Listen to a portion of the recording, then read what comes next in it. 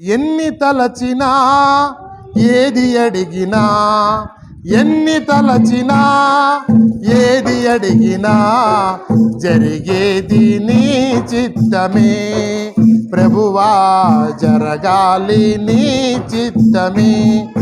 నీ వాక్కుకై వేచియుంటిని, నీ వాక్కుకై వేచియుంటిని, నా ప్రార్థన ఆలకించుమా ప్రభువా, నా ప్రార్థన ఆలకించుమా.